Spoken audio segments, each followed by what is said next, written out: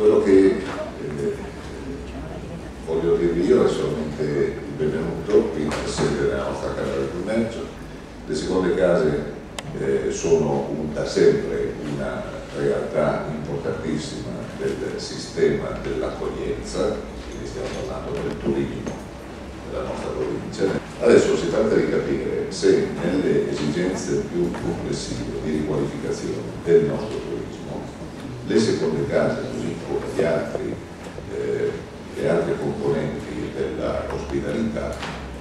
sono in grado, vogliono, possono, ritengono necessario, opportuno, come lo riteniamo noi,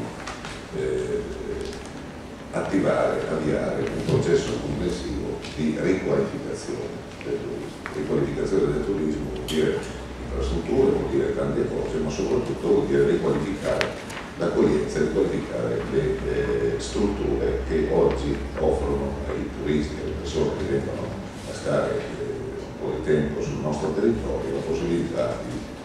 essere nelle migliori condizioni per poter apprezzare quello che noi già abbiamo, che è molto importante, il mare in primo luogo, ma anche l'entroterra, ma anche un territorio straordinario con tantissime occasioni di relax, non solo, di svago, anche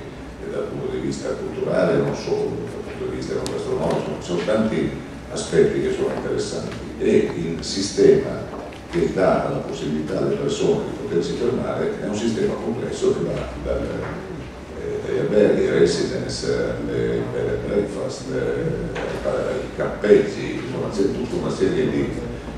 soggetti che operano da tanto tempo in questo settore e che oggi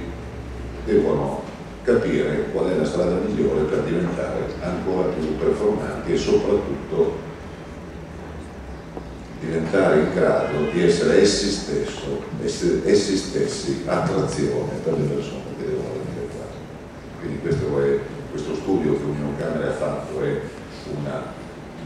lavoro molto interessante che va a indagare questo mondo, questo settore. Io ringrazio il Presidente Odone che è qui vicino a me, al quale poi lascerò la presidenza di questa riunione,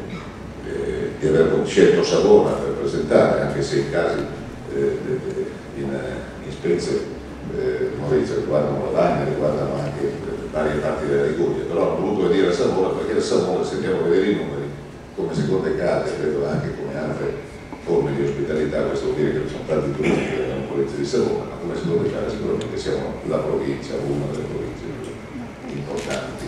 Grazie a Odone e a Maurizio Scaiola che sono venuti qui a presentare questo studio, auguri di buon lavoro, grazie a tutti.